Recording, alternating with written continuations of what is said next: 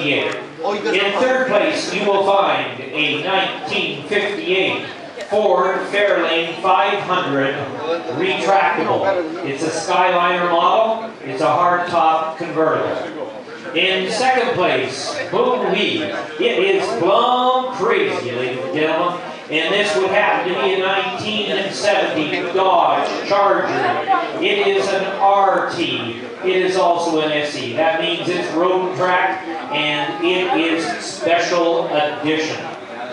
Our grand prize winner for this year is right in front of me here. It happens to be a 1969 Camaro. Last of the first generation Camaros. This one is extremely rare because it is a Z28 with a Rally Sport option. Those are our top three, ladies and gentlemen. I'm going to take you around all 10 of the cars on display, and I'm going to talk to you a little bit about each and every one. And feel free to interrupt me if you want to ask a question. Okay, the next car we're going to take a look at is our silver medal winner. This car is absolutely plumb crazy. That's what this is. Man, what a beautiful car this is too.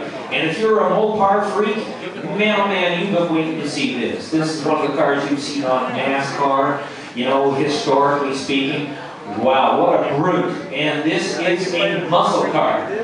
Yes sir, this is a 1970 Dodge Charger RT SE, which means road track special edition. And what's really special about this car is under the hood of this car is the famous 440 six-pack. Yep, and it's prepared to do about 503 horsepower. Wow. Okay, now that goes through a high torque train, a 727 torque flight, and it goes into an 8 3/4 inch rear end with 391 gears. Now you put that all together, and what does that tell you? Big engine, high torque rear end. It means this thing is Apollo 13 on wheels. That's what this car is. Man, oh man, what a rocket. And it is gorgeous. Look at it. It has the rally wheels. It even has bias ply tires because that's what they ran on in 1970.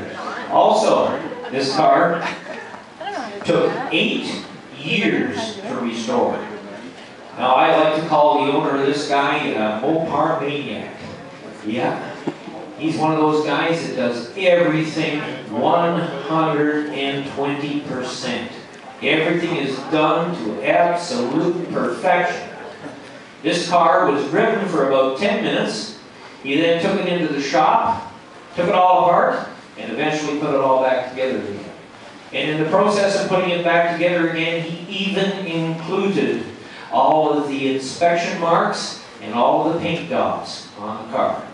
Now what that means is when a car goes through the assembly line, it gets checked periodically, and there's little marks put on by the inspectors. He actually duplicated those marks in the car.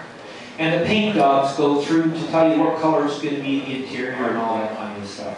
Even included that. Man, this is a beautiful car.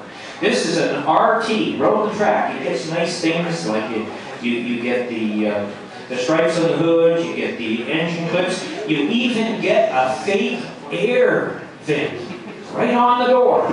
God only knows what you're going to do with that, but you got it, and it looks good, okay? Man, this is an SE. It's got high back bucket seats. It's got wood grain dash. It's got a wood grain console. And it even has a thing called a tip-top tack. Can anybody tell me what that is? That's a combination of a clock and a tachometer. And only available in this car. Man, this car is something else.